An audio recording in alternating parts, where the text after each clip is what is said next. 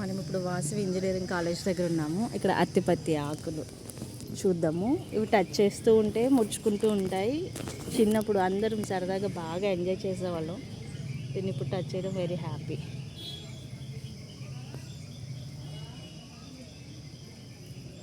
అత్తిపత్తి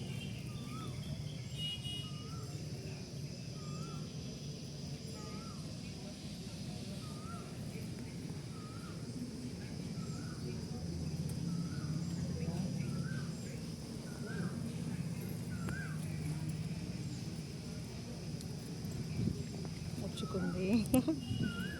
so nice.